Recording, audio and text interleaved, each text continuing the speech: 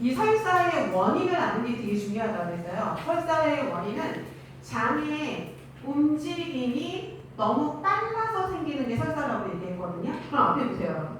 이렇게 여기 대장이 있어요. 이렇게 대장이 있습니다. 대장이 이런 식으로 있어요. 그럼 여기가 대장의 시작이에요. 여기가 대장의 시작이고 이렇게 가는 거죠. 이런 식으로 가는 건데 여기가 항문이 있다라고 생각을 하시면 되거든요. 그런데 여기 그리고 꼬불꼬불 있는 게 이게 바로 뭐냐면 소장이라고 생각을 하시면 되거든요. 그럼 일단 이 소장에서 여기에 대장의 시작에서 올 때는 완전 물변이었거든요. 무슨 변이라고요? 물변. 그런데 우리가 이 대장의 기능에서 가장 중요한 건 뭐냐면 수분 흡수거든요. 뭐라고 여러분? 수분 흡수.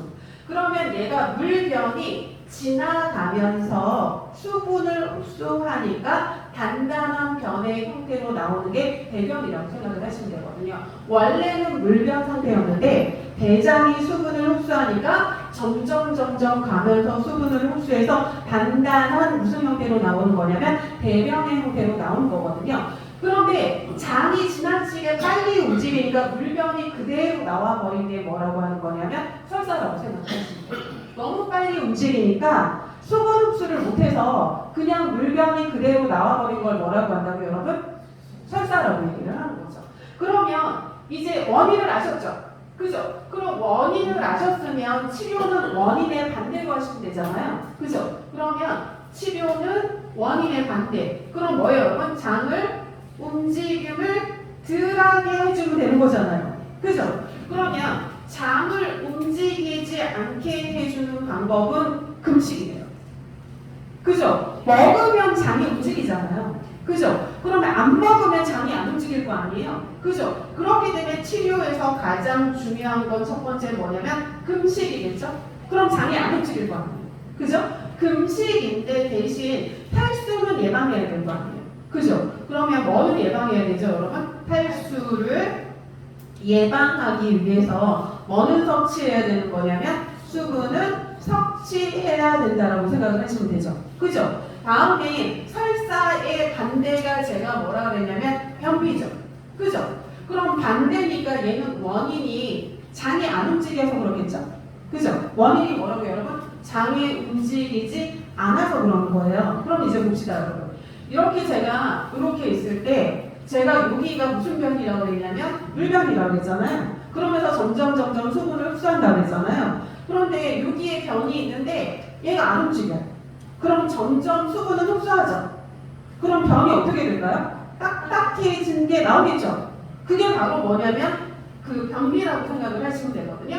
그러면 얘는 장이 안 움직여서 그런 거예요. 그죠? 그럼 얘는 치료는 이거에 반대로 해줘야 되니까 뭐죠, 여러분? 장을 움직이게 해줘야 되는 거죠? 그죠? 그럼 장을 움직이게 해주려면 먹어야죠. 그죠? 그러니까 얘 치료의 첫 번째는 뭐예요, 여러분? 음식 섭취를 늘려야 되는 거죠. 그죠? 음식 섭취를 어떻게 한다고요? 늘려야 되는 거예요. 얘는 장을 안 움직이게 해줘야 되니까 음식해줘야 되는 거고, 얘는 장을 움직이게 해야 되니까 뭐라고 여러분? 음식 섭취를 더 늘려야 된다라고 생각을 하시면 되거든요. 다음에 장을 움직이게 하는 방법을 생각을 해봅시다, 여러분. 제자리에서 걷기만 해도 장은 움직여요. 그죠? 그러면 우리가 운동을 하면 장이 움직이겠죠?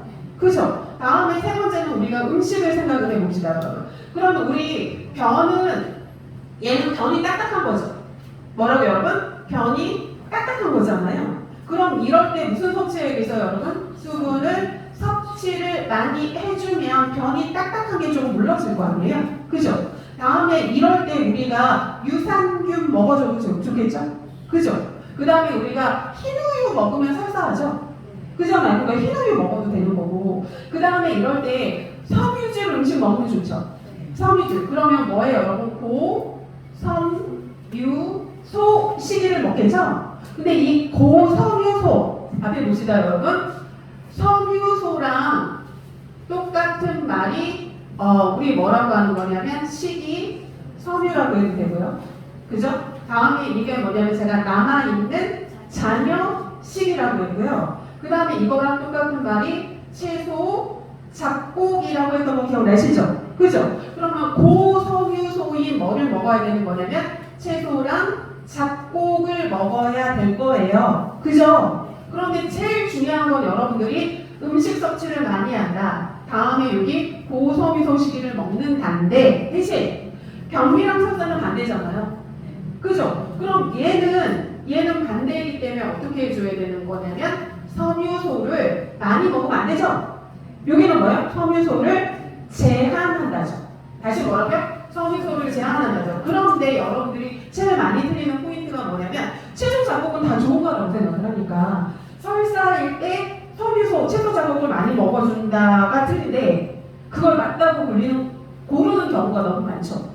그래서 변비는 섬유소를 많이 먹어주고 얘는 뭐라고 여러분? 섬유소를 제한해 준다고 하는 거 굉장히 중요한 거라고 생각을 하시면 됩니다, 여러분.